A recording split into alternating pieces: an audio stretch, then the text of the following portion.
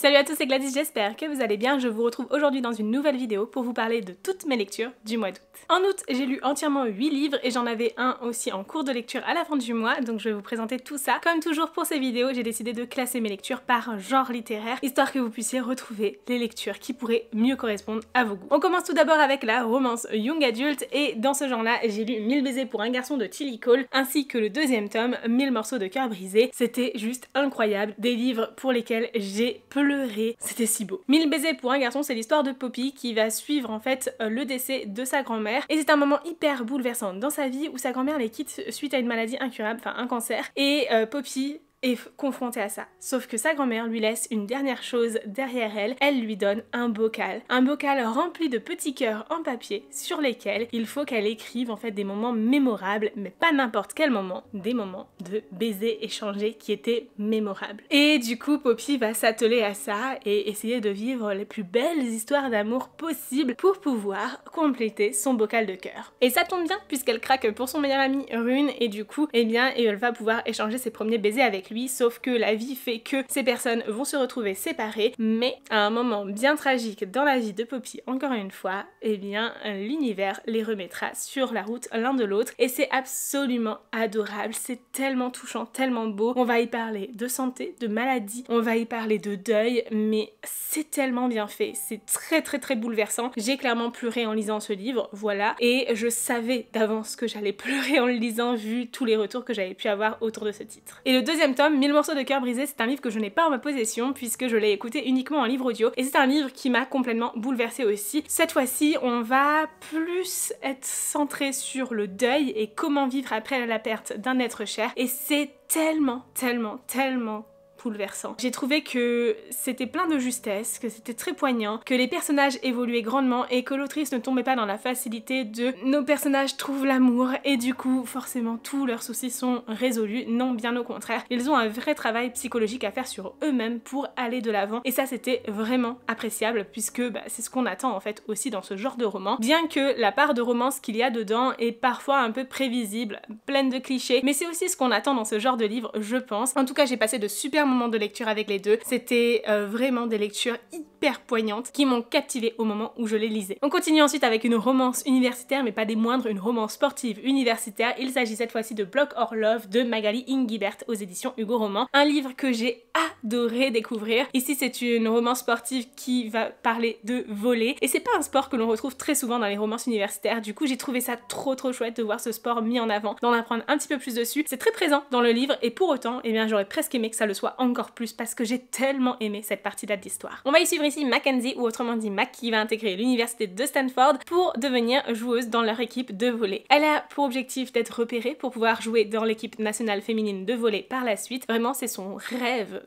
professionnel et elle souhaite vraiment pouvoir vivre de sa passion du volley. Sauf que les choses ne sont pas si simples qu'il y paraît et elle va clairement tomber de haut en arrivant à Stanford parce que si Mackenzie a souvent pu avoir recours à sa grande taille comme d'un point positif et d'un gros atout en fait pour jouer au volley, il s'avère que quand elle est entourée des meilleures joueuses de l'équipe, c'est un petit peu plus compliqué que ça et elle a beaucoup de choses à travailler d'un point de vue technique pour améliorer son jeu et il va falloir qu'elle l'assume que certes elle est grande mais qu'elle peut sauter encore plus haut. Et pour l'aider sur son chemin, rien de mieux que Andy Spencer, le nouveau coach qui lui a dû quitter son équipe parce que justement il doit se remettre d'une blessure et entre temps il enseigne le volley. Andy va aider Mac à progresser dans ce sport et il s'avère qu'une romance va finir par se développer entre eux. Bref, une histoire que j'ai adorée qui va parler aussi de construction de soi, de développement, du fait de pousser ses limites, d'aller de l'avant et franchement c'était appréciable de ce côté-là. J'ai aimé aussi la partie plus relation familiale et les enjeux que ça peut avoir, surtout le côté assumer son choix de carrière quand bien même il n'est pas forcément accepté dans sa famille et franchement c'était juste trop chouette. J'ai passé un excellent moment de lecture, j'ai adoré suivre Mackenzie dans ses retranchements et la voir progresser au fur et à mesure ainsi que Andy aussi, c'était vraiment appréciable. Peut-être que j'aurais aimé une romance qui se développe encore plus dans le sens où les choses sont un chouïa facile, un chouïa évidente mais c'est aussi ce qu'on attend dans ce genre de romance hyper légère et qui vous embarque pendant quelques heures. Sérieusement, si vous voulez juste rêver de voler à la plage, d'université, etc.,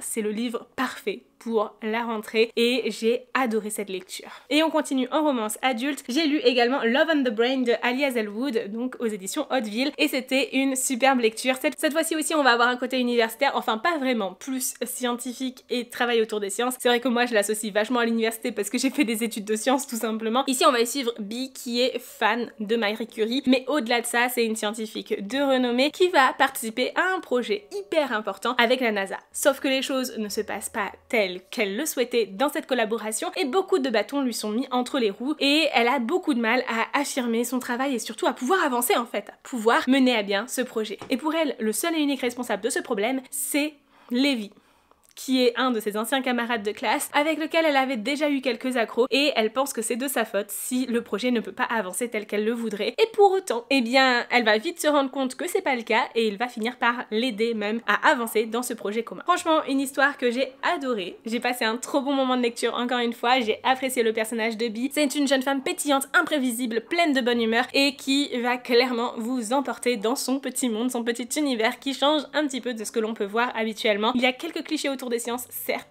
mais c'était vraiment appréciable de pouvoir découvrir les sciences mises en avant comme ceci. Et ici, quand on parle de sciences, c'est surtout de la neuroscience et de la neuroingénierie et de la physique.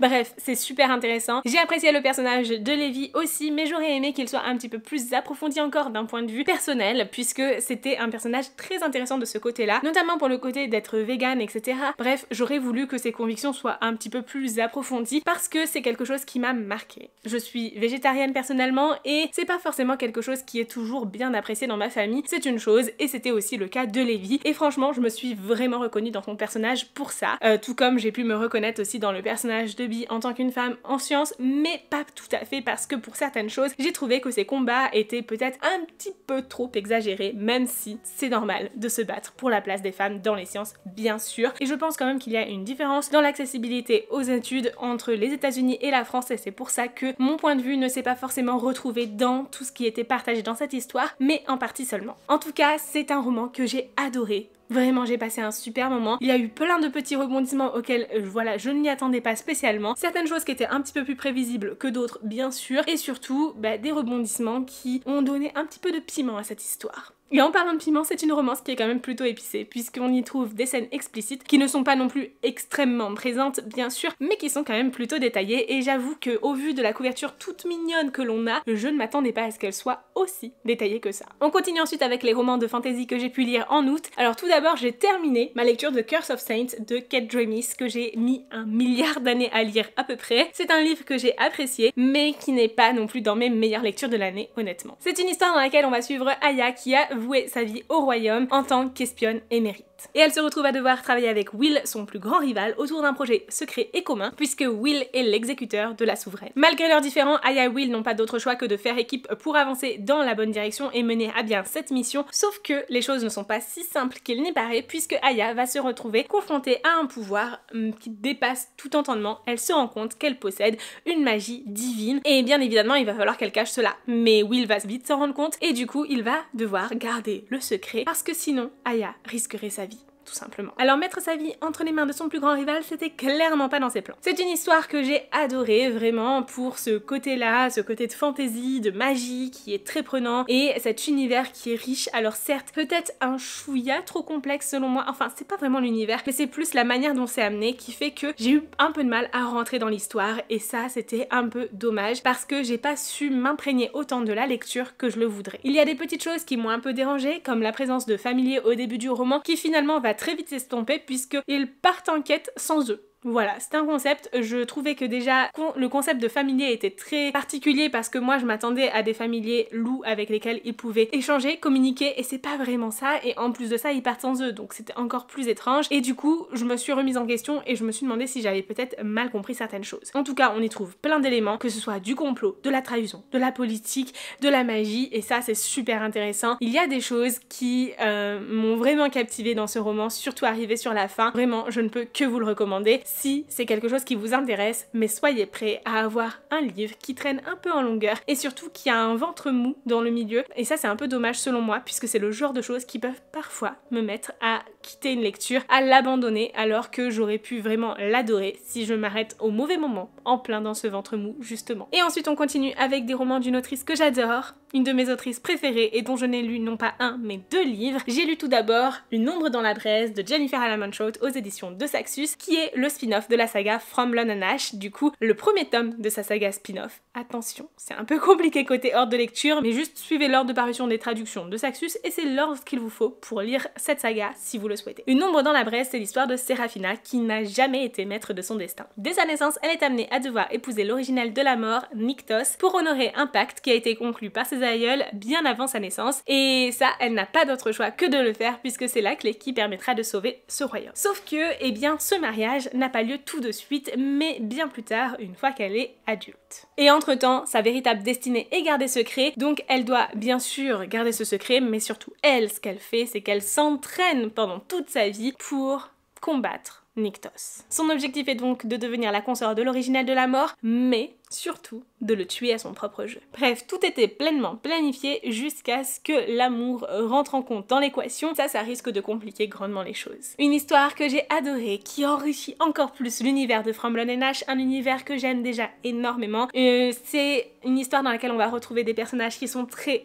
riches, qui sont vraiment nuancés, qui apportent beaucoup de choses. Il y a vraiment un énorme travail autour de la psychologie des personnages, autour de l'univers dans lequel ils évoluent, autour de la magie et du rôle de chaque dieu qu'il y a dans ce monde, et franchement c'est juste trop chouette de suivre tout ça et de voir l'évolution de tout ce que l'autrice a pu inventer autour de tout ça. Et en plus de ça, si vous êtes déjà un petit peu familier avec la mythologie que l'autrice a pu créer dans des univers plus fantastiques comme Covenant ou encore The Dark Element, eh bien vous allez pouvoir retrouver cette mythologie mais de manière bien plus poussée, et ça c'est super intéressant. Bref, j'ai adoré, je me suis prise au jeu du début à la fin, j'ai complètement dévoré ce livre, mais attention, il est quand même très spicy et ça ne correspondra pas à tout le monde, loin de là, puisque les scènes explicites sont nombreuses et très détaillées, et clairement entre vous et moi j'en ai passé quelques-unes. Malgré tout, l'univers, l'intrigue, l'histoire sont juste tellement captivants que j'avais absolument envie de découvrir la fin de cette histoire, et je n'ai qu'une envie, c'est de lire la suite. Clairement, Jennifer Alaman-Choate, je la trouve vraiment toujours bien meilleure dans ses spin-offs, que ce soit le spin-off de Lux, bon il est pas fini, mais j'ai adoré. Le spin-off de Dark Elements, c'est juste une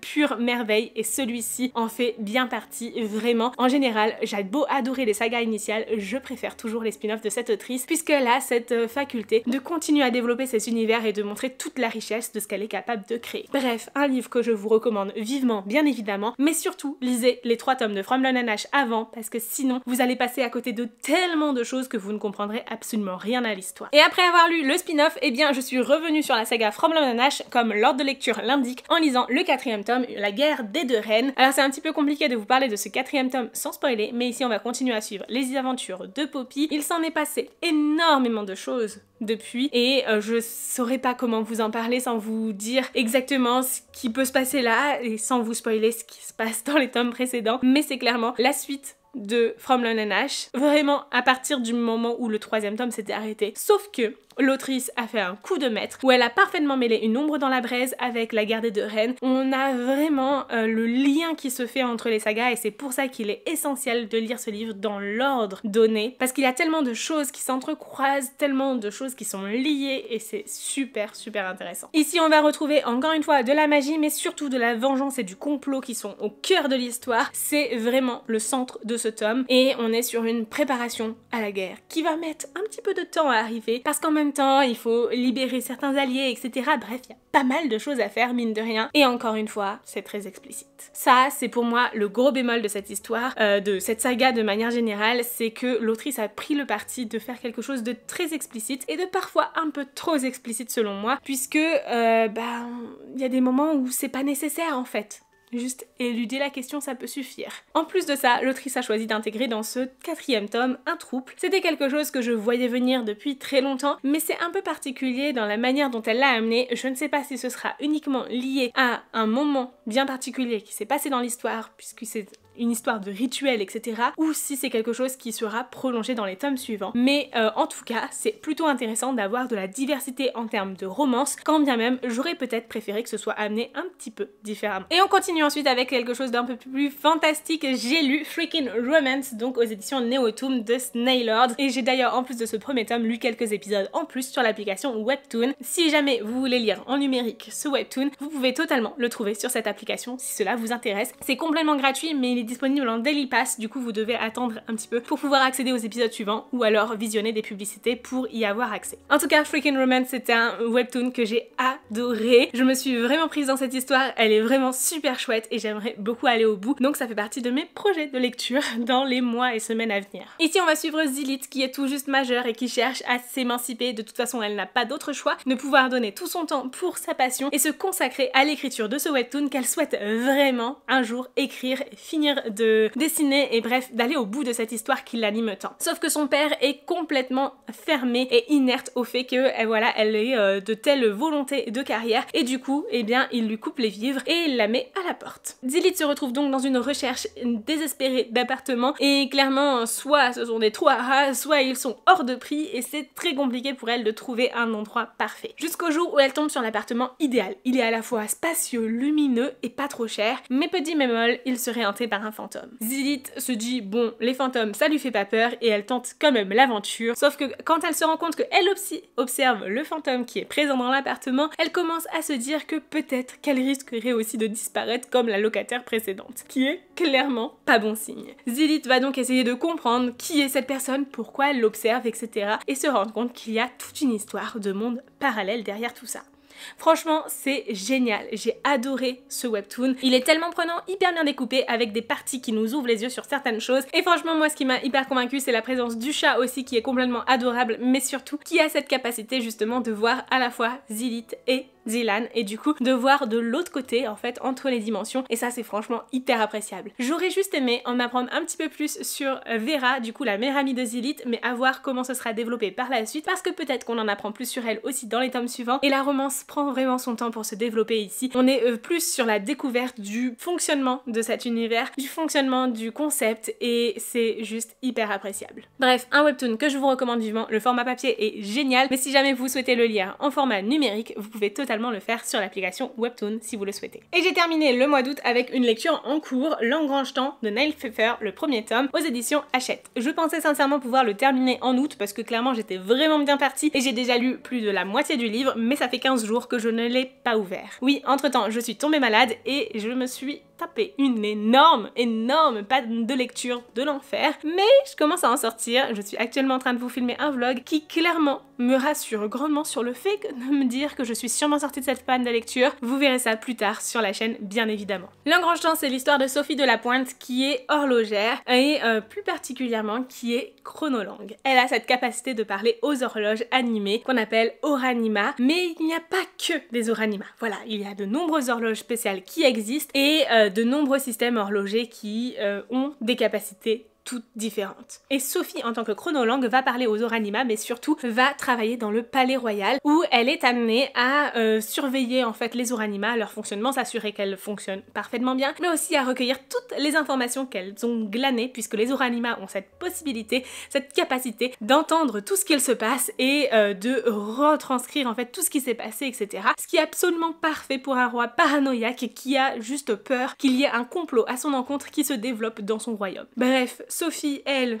fait tout ça jusqu'au jour où elle se retrouve en contact avec un Engrange-Temps. Et l'Engrange-Temps, contrairement aux Oranima, c'est un mécanisme qui a la possibilité de voyager dans le temps. Mais Sophie connaît très mal ces mécanismes-là puisque c'est complètement interdit dans le royaume et elle se retrouve très vite propulsée 30 ans dans le passé. Et la seule personne qui peut l'aider, c'est son père qui est décédé à l'époque dans laquelle elle vit actuellement. Du coup, c'est aussi un moment pour elle de pouvoir apprendre à connaître son père un petit peu mieux et renouer avec lui quand bien même 30 ans les séparent. C'est une histoire qui est juste absolument incroyable. J'adore, je suis tellement prise dedans. Mais pour autant, comme je vous le disais, voilà, j'ai fait une énorme pause dans ce livre à cause de ma panne de lecture, mais clairement pas à cause du livre parce qu'il est absolument trop chouette. Il se passe des tonnes de choses, il y a beaucoup de retournements de situation et Sophie a beaucoup de mal à retourner à son époque et du coup va devoir faire appel à plein d'autres petits facteurs qu'il peut y avoir tout en ayant peur à chaque fois qu'elle change quelque chose, que ça ait un impact énorme en fait sur le monde tel qu'elle le connaît à son époque actuelle et qu'au moment où elle retournera dans cette époque, eh bien les choses soient complètement différentes. Bref, j'ai hâte de découvrir la suite de cette histoire et j'espère finir ce livre très prochainement. Voilà donc pour toutes mes lectures du mois d'août et j'espère sincèrement que cette vidéo vous a plu. Si c'est le cas, n'hésitez pas à commenter, à liker ou même à vous abonner à la chaîne si ce n'est pas encore fait. Et sur ce, en attendant la prochaine vidéo, je vous souhaite d'excellentes lectures et je vous dis à très bientôt.